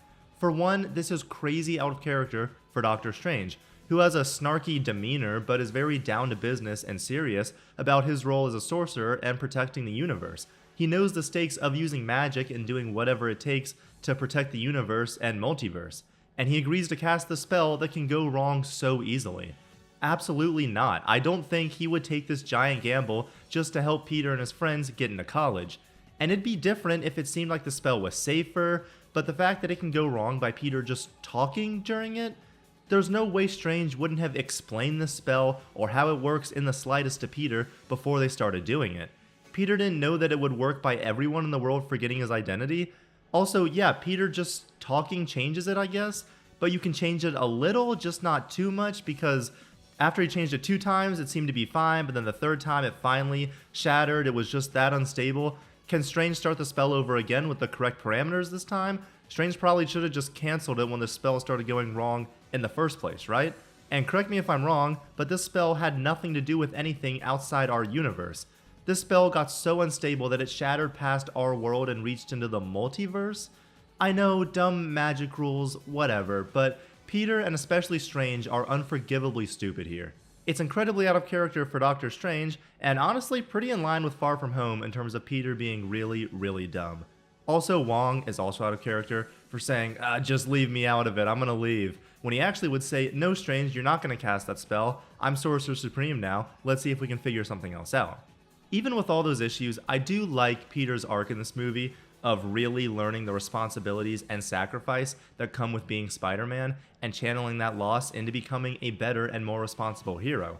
We'll get more into that later, but I like that the problems he experiences in this story are kicked off here, by him trying to have his cake and eat it too, essentially. He's basically getting this insane way out from Doctor Strange, but that's not enough for him, and he still tries to get his ideal life pretty much. He still wants May, Ned, MJ, everyone he cares about to know. He's essentially trying to get around the consequences of the identity reveal by losing the bad stuff but keeping the good.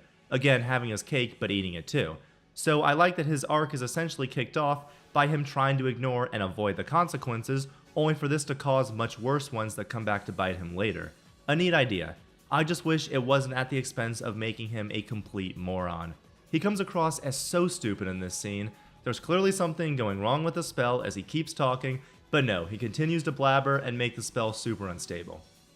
Another part of Peter's characterization I do like is the central conflict of the movie, being that 4 of these 5 villains that are brought into the MCU are destined to die when sent back, and Peter doesn't accept this and tries to figure out a way to help them and maybe change their fate.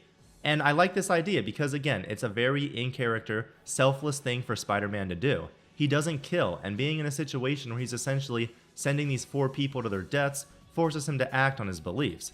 I also like that May is the one that really encourages him to do this, and reminds him of his responsibility to help people no matter the cost.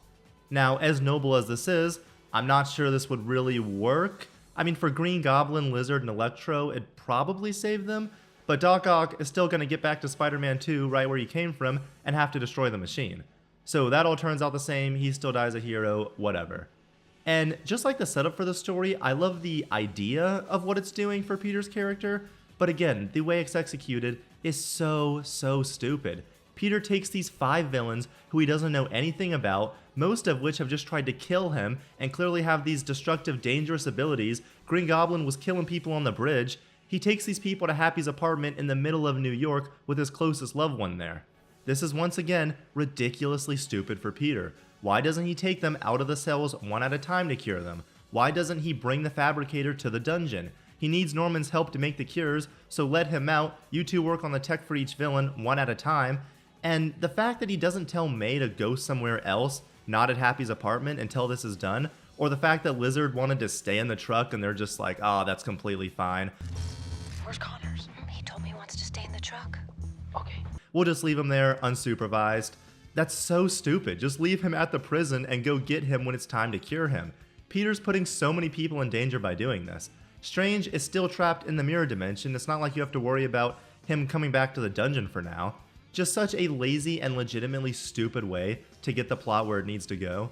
It's also probably worth noting that the spell that brought them here is pretty random in terms of how it works as far as timing, because Green Goblin, Doc Ock, and Electro were all taken sometime after they discovered Peter was Spider-Man, but also before their deaths. Meanwhile, Sandman was taken from who knows how long after he discovered Peter's secret, and Toby and Andrew, of course, are just like 10 to 15 years after we last saw them.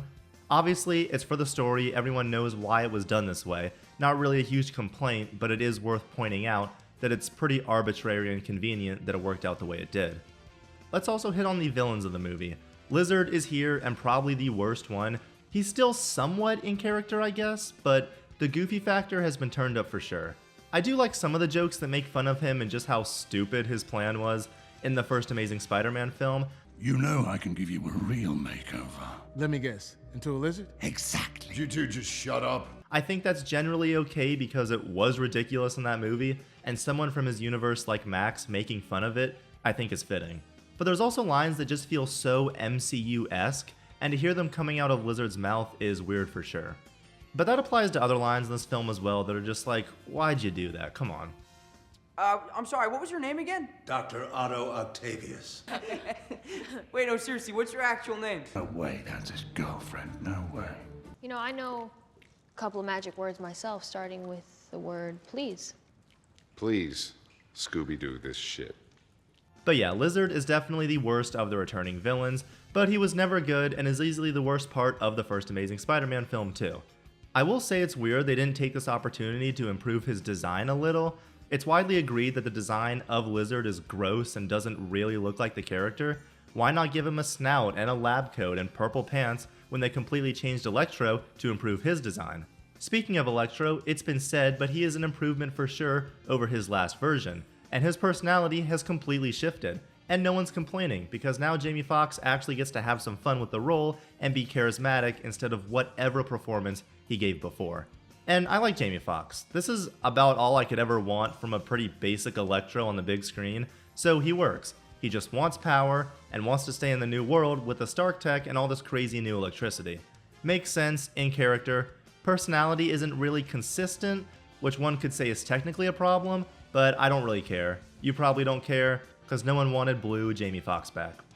Sandman also returns, and I like that when he first shows up, it is helping Spider-Man, something he would do after their conversation at the end of Spider-Man 3. However, Sandman's weird because he's the only one of the 5 villains that wants to go home, because he's not about to die, he just cares about Penny and wants to get home. Cool, consistent, also makes sense. But after Goblin attacks, it doesn't make sense why he's not actively trying to help Spider-Man. There's a lot of chaos in this scene, a lot of characters to keep track of, and a lot of stuff that doesn't really make sense if you think about it for more than a second. But Sandman during this scene just creates a sandstorm and then bails. He should be thinking, I need to help Spider-Man because he's my only chance of getting home. He doesn't care about the other villains in the slightest or if they die. And in this scene, if Goblin kills Spider-Man, then maybe these people he doesn't know will press the button, but he wouldn't rely on that. He needs to get home. It's just so weird to me that he leaves to go, I don't know, hang out after the apartment fight until they get the call from Peter. And when we get to the final fight, the same thing applies. He yells at Peter to give him the box because he just wants to go home, and Electro tells him none of them are going home because he doesn't want to go home. That makes sense, but then Sandman continues to just create sandstorms and make life difficult for the Spider-Men and attack them. Where's the box, Peter? Flint, we can help everyone! I don't care! Even Toby Spider-Man, who he knows. It doesn't make sense why he doesn't just go up to the Spider-Men and say, I'll help you cure Electro and Lizard, and then we can find Goblin and we can all go home.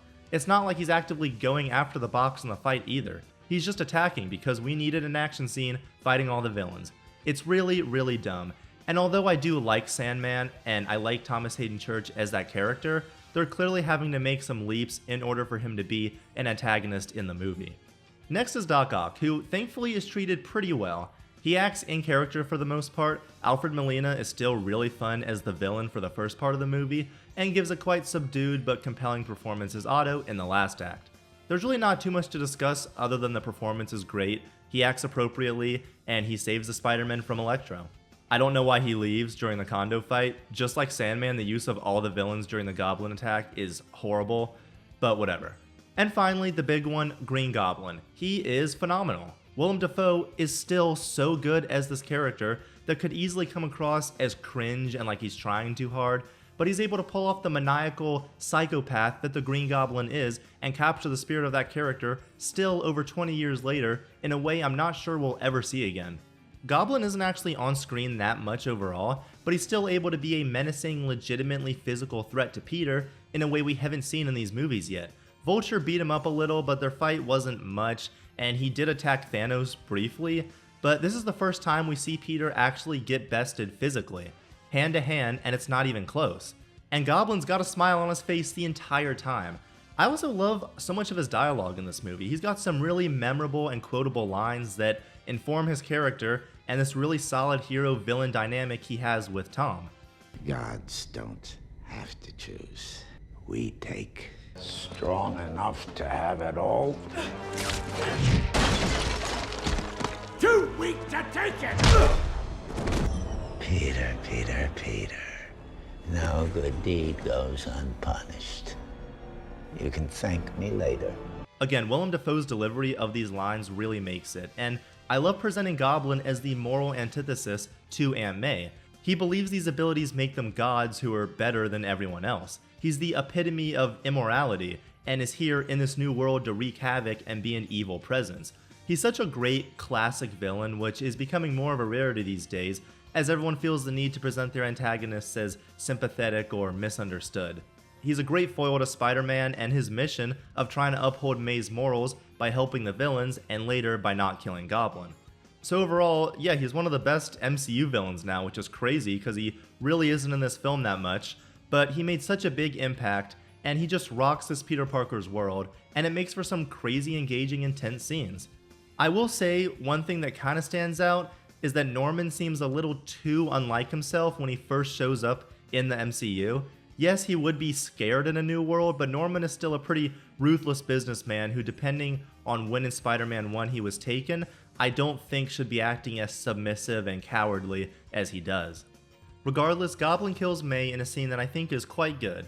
A killer performance by Tom and Marissa Tomei. I like the kind of fake out where she thinks she's okay at first, and it's a very emotional moment between the two. I think killing May makes a lot of sense in this movie, and as a character, she's treated pretty well here. I don't think it builds off the previous film well at all in terms of her character, but for this movie individually, yeah, I love her being Peter's moral center pretty much. And the whole premise of Peter listening to her and helping the villains, but she pays the price for it, and is still adamant they made the right choice because it's the responsible thing to do, that's great. After this, the other Spider-Men are introduced, and I like them coming in a very subdued and close to the ground setting of a neighborhood home. I think you could have done it with triumphant music playing in the middle of an action scene, but this works perfectly well for how they're used in this film. They just walk through with slight hints of their themes playing, and they're used as well-written, meaningful supporting characters first, and action figures that battle second. They help lift Peter up at his low point and instill this idea of May's sacrifice meaning something, and him needing to live his life according to the morals that she died for. And this rooftop scene really is the make or break moment of this film, meaning this movie would be unforgivable if it really ruined the previous Spider-Man. And I was convinced it would. When I heard they were rumored to be in this movie years ago, I was worried. And somehow they both were written extremely well, and a lot of care was taken to make sure they act in character. The rooftop scene is executed perfectly, with both previous Peters using their shared but also different life experiences to emphasize and connect with this Peter who's just lost everything.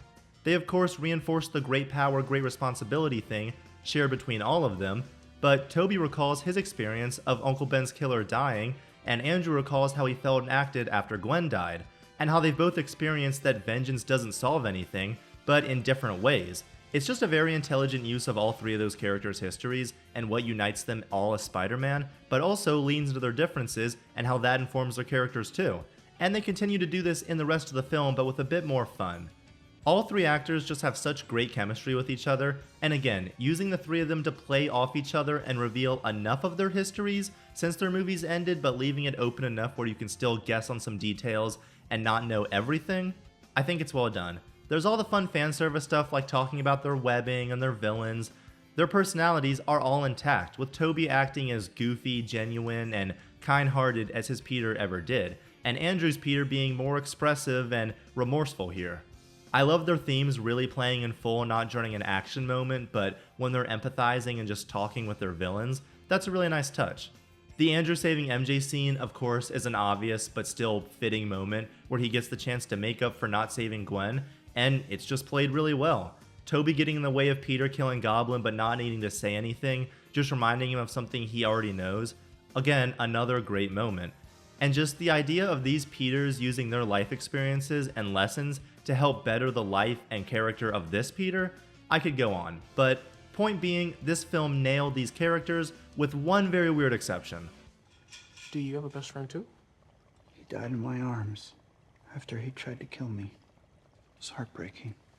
I know this line is written so Ned can play off of it as a joke, but I've always kind of disliked it because Peter wouldn't say this. He wouldn't be like, oh yeah, Harry, my friend who tried to kill me, when his main lasting memory of him would be how he gave his life saving MJ and Peter, and what a good friend he is. That's the one moment with Tobey and Andrew returning that seems a little weird. Other than that, they all act perfectly with each other, and it really is the ultimate dream for any Spider-Man fan. And the whole Marvel multiverse bringing back old actors thing still hasn't been done even close to as well as this in Doctor Strange, Deadpool, really anything since. So yeah, Peter benefits greatly from being able to interact and learn from the other two Spider-Men. And it's just so nice finally seeing this Spider-Man in a way you can take a bit more seriously. It feels like he's grown up from when we met him in Civil War, and actually seeing some anger and real dramatic, meaningful emotion from him that's rooted in consequences of his decisions, it's perfect. And this idea of the sacrifice to be Spider-Man is hit home even further due to the spell and everyone forgetting who Peter is. And this is another beat that relies on Peter's relationships being built up in the previous two movies. I don't think I've mentioned MJ much yet in this film, but again, she's present, and her and Peter's relationship is fine here. I already mentioned how much more could have and should have been done to create a little bit more depth to the relationship, but as it's presented in this movie, I mean, I buy it, it works in broad strokes, I guess. It is pretty heartbreaking when the spell happens because we do care a lot about Peter by this point, and we've seen his time with Ned and MJ, but still, most of the emotion of the scene is definitely drawn from the performances as opposed to the loss of MJ and Peter's relationship. It works, but like many things, I wish Far From Home had done more work, and then the romantic relationship being erased here could have hit even harder. There are of course countless questions to be asked in terms of how this spell even works, because it makes no sense. What do the Avengers remember about Spider-Man now? Is it just that he is Spider-Man and not his actual identity? I mean, that would have to pretty significantly alter and create new memories to an extent for so many people. Or what about the physical evidence? All the documents about Peter being arrested and charged for the crimes in the beginning, do those just disappear? It doesn't make sense, everyone knows it. More of this plot being whack. But at the end of the film, Peter's arc really comes full circle with the coffee shop scene and final swing. This is legitimately one of the best Spider-Man scenes in a film. It is the full embodiment of his arc, accepting the responsibility and sacrifice that comes with being Spider-Man and channeling that loss into something good. It's just such a great moment where MJ moves her hair and the bandage is a reminder of how those close to Peter will get hurt. You okay? Doesn't really hurt anymore. And I love that "it doesn't really hurt anymore" line, referring to how her life without Spider-Man in it will be less dangerous and probably have less hurt. And it really just hit that idea home for Peter. He makes the tough, selfless choice to keep MJ safe and sacrifice his own happiness. This is good writing and so emblematic of the character, combined with going into his rundown apartment, sewing his own suit for the first time, and leaping out into the snow. And I love the way the screenplay puts it. Liberated from having to juggle two lives, Peter Parker is no more, but Spider-Man lives on. These last couple scenes really are just a dream come true, and there's such a bittersweet and very different vibe to this last portion of the film that is brand new to this version of the character. Not only writing, but visually too. The very brief shot of Peter walking down the snowy street looks like it's from a completely different movie. I love the shimmering of the blue on his suit in the snowy night sky. There's just such a tone to this ending that I completely adore, and it's a perfect ending to this film and to his character. I love it. We'll talk more about this ending in terms of MCU Spider-Man as a whole when we discuss him shortly. I've of course got to bring up some production stuff one more time, just because this has some of the best of the trilogy, but also some of the worst. This movie, just like the previous two, has a lot of bad green screen. Yeah, nothing new, I know. I would specifically blame the pandemic, but Far From Home also had that problem, so whatever. Aside from the bad green screen, this movie just has some pretty disgusting looking scenes in it, like the bridge fight, which just looks horribly lit for some reason, so fake. It makes the Iron Spider suit look worse than it ever has. And if you were on Spider-Man Twitter when this movie came out, you may have seen it get ripped to shreds for its visuals. Lots of bad CG objects and tracking and lighting, and it's even more apparent when you're bringing in these characters that were previously helmed by directors that made them look good. And I'm not going to harp on it too much, but yeah, obviously, all of the returning characters look worse. Thankfully, Goblin CG after this gross scene right here is pretty solid. I love his design change allowing Willem Dafoe to emote even more. But Doc Ock looks pretty rough for parts of the bridge fight, Lizard looks horribly fake pretty much consistently, somehow the CG on him is worse than it was nearly 10 years ago, and Electro and Sandman are just fine. If they couldn't get Thomas Hayden Church in person for pandemic reasons, that's fine, not their fault. But the way in which all of these villains are presented clearly just isn't as visually impressive as before. The action with them just isn't as good. The Electro fights looked much better in Amazing Spider-Man 2, and I think most people would just admit that Jon Watts and his DP don't seem to have as keen or creative of a visual eye as someone like Sam Raimi or Mark Webb or their DPs. Which is fine, it doesn't make them horrible movies, but it does kinda suck to see these characters you love presented on a really cheap looking green screen or with really rough looking CGI. I will say this film easily has the best action of the three. The condo fight is really awesome. Again, seeing an actual choreographed physical fight for this Peter is great, with them flying through floors and just using this setting in a somewhat interesting way. It's weird that the apartment building is completely abandoned, I guess, from whatever we see, but whatever. The Doctor Strange mirror dimension fight is also neat from a visual level, even if I still don't really understand how he beat him with geometry, and the final fight is solid enough. I do wish there were a few less cuts in it, but no huge issues for me. The other Spider-Men do suffer visually compared to their previous appearances, like we were just talking about with the villains. I actually think Andrew looks pretty good most of the time, except for when he saves MJ. That looks horrible, like unforgivably bad, and almost takes away from an otherwise excellent moment. But Toby, most of the time in the final fight, just doesn't look real or right in the slightest. The lighting on his model is much worse than every single time he was on screen in his movies, and it's pretty distracting and kind of hard to see because this whole fight is just dark and gross to look at. It's visually a pretty drab look for the big climactic action set piece, and seeing these dark blurry CG models jump around doesn't make for as cool of an action scene as it should. When we get to the big moment of the three Spider-Men swinging, don't get me wrong, it's cool, obviously, I like it, I was pretty excited in the theater, and as it stands in the movie, it's fine, but do I wish the first time this historic huge event happened, it didn't look like this? Of course. I just don't think the nighttime Statue of Liberty construction setting was the best choice to place this finale. And it sucks to see because this moment should be magical, and it's neat as it is, but could've and should've looked so much better. However, this is the first movie in the trilogy that I think really has some spice and effort put into some of its shot choices and camera work. I love the wonder at the beginning in Peter's apartment, invoking the desperate franticness of his identity being out there. I already mentioned the last scene or two, but once again they look great, especially from a lighting standpoint. The tracking, almost snorri cam shot of Peter's spider sense going off and trying to track down the cause is excellent. That's just a really new, creative, but still visually interesting way to show off the spider sense.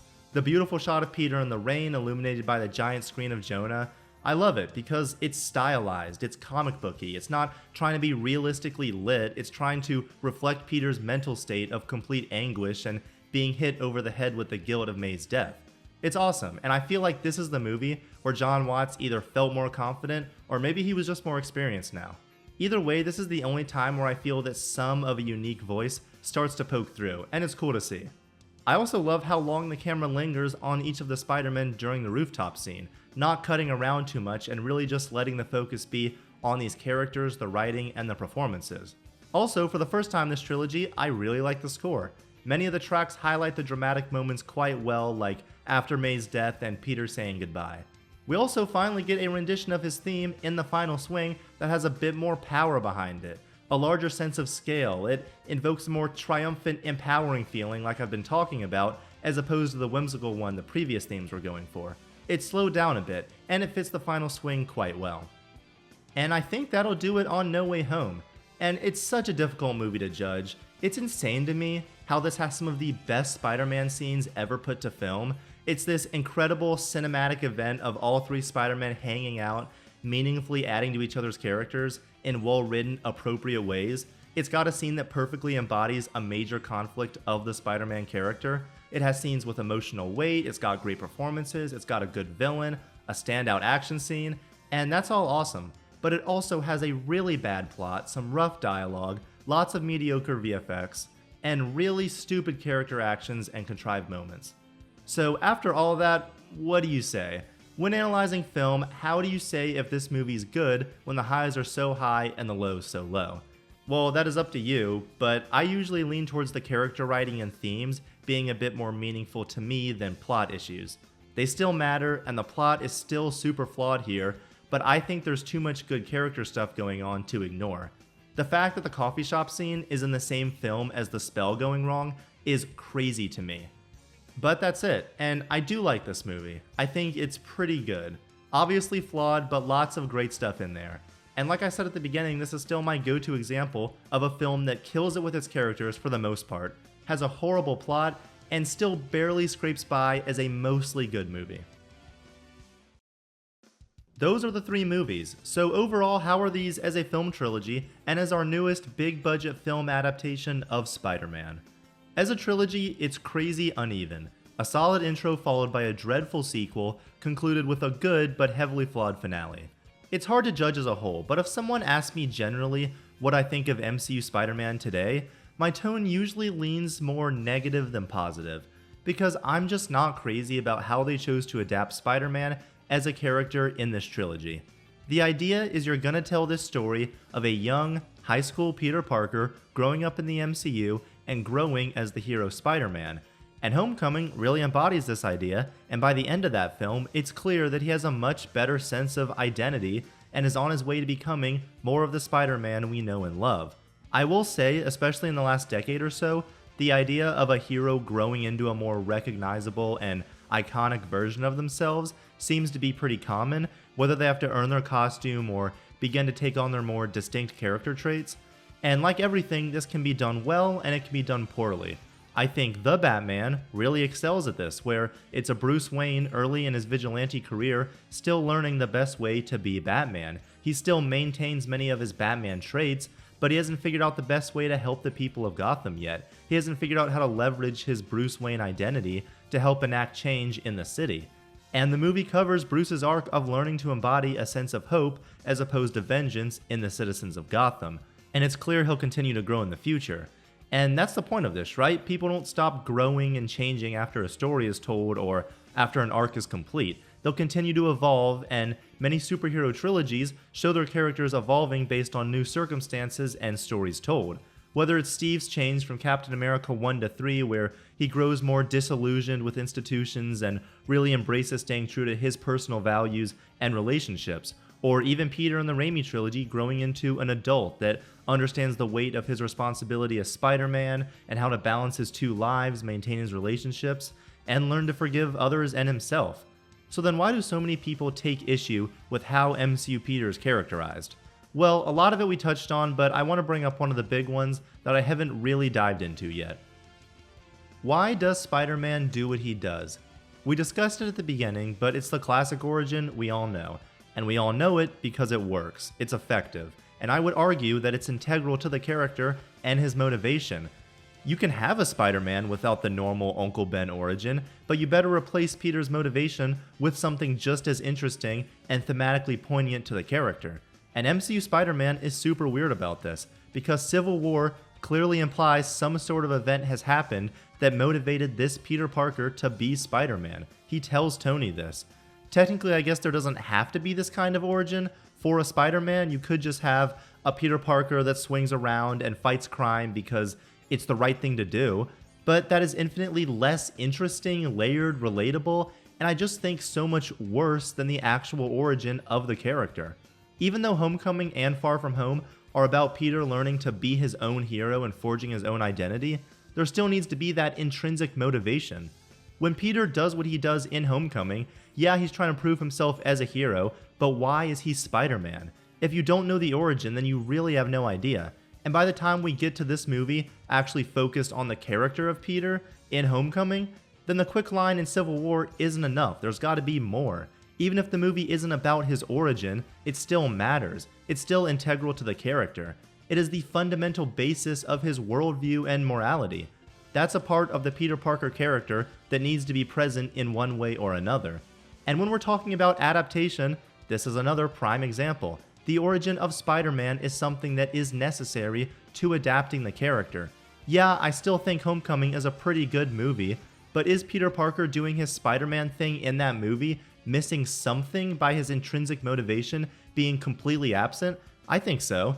If I'm watching Homecoming with a friend who doesn't know the origin, and I ask them, why do you think Peter Parker even became Spider-Man?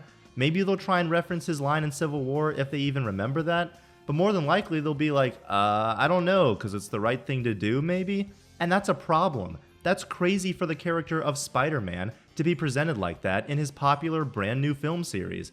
It's doing a disservice to the character. There are multiple ways that Homecoming, or even Far From Home, could have worked in some kind of real origin for the character. And I know everyone says, but that's the point, the whole trilogy is his origin.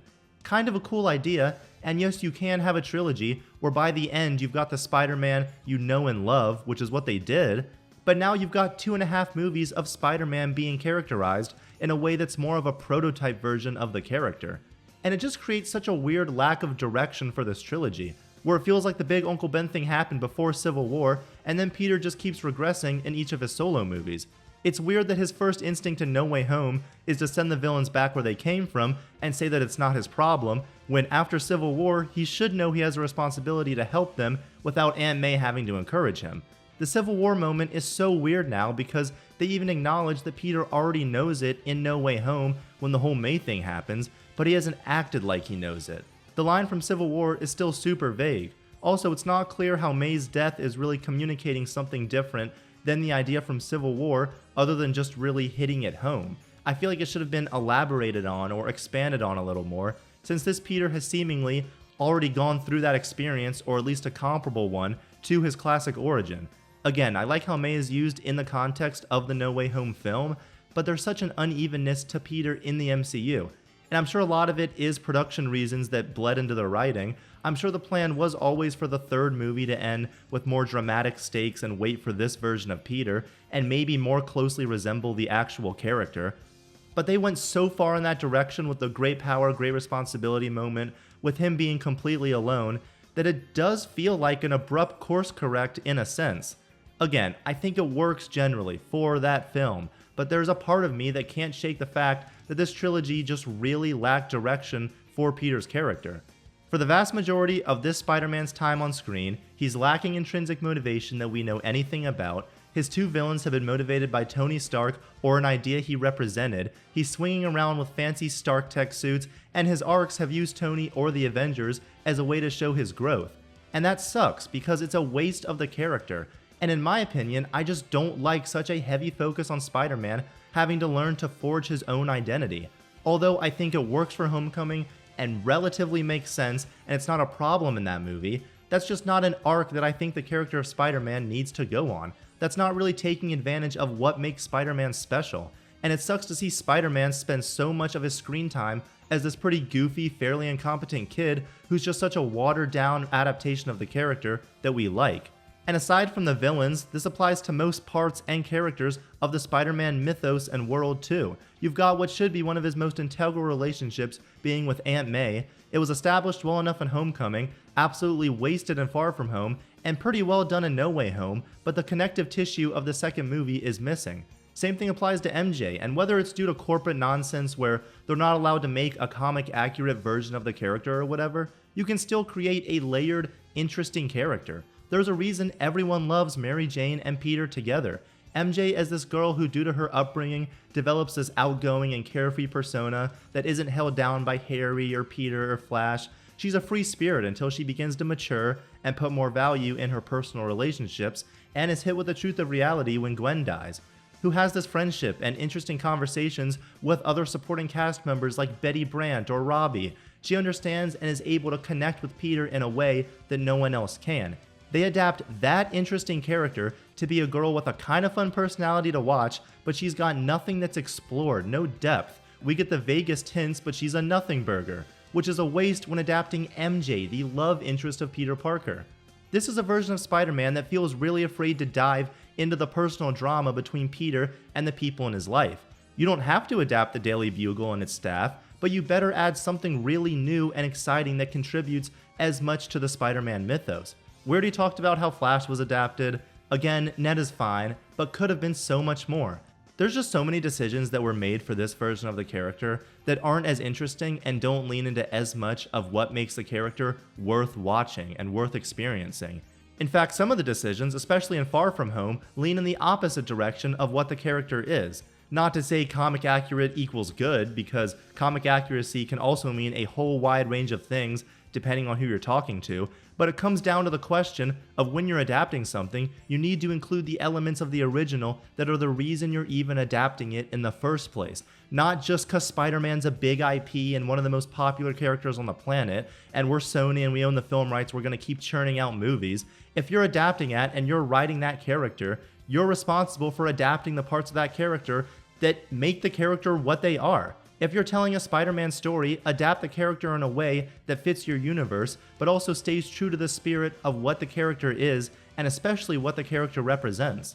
There is something missed by not having a love interest with some depth, by not having a Daily Bugle supporting cast, by not having meaningful drama and social consequences for Peter and the people in his life, by not having Peter relate to the everyman who's dealing with financial troubles, by having villains so closely tied to Tony Stark, and by having crazy technology and super suits.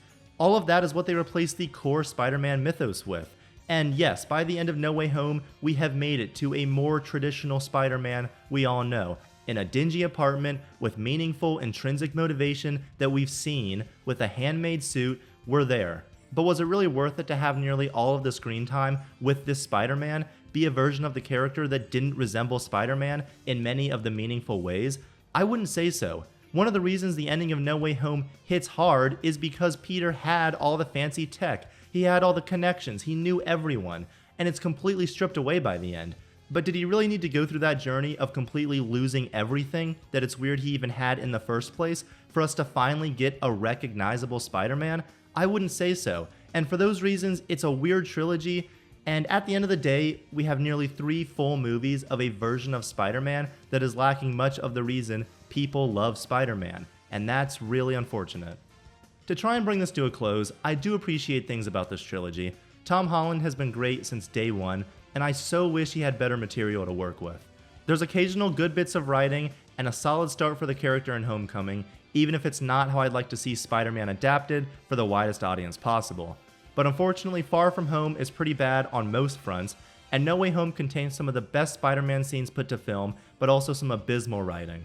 It's all over the place, but the way Spider-Man's presented in these movies matters because these films are huge, and exposing general audiences to the new, most well-known version of this character matters. And I feel like they didn't lean into what makes the character and his supporting world great, why people like him.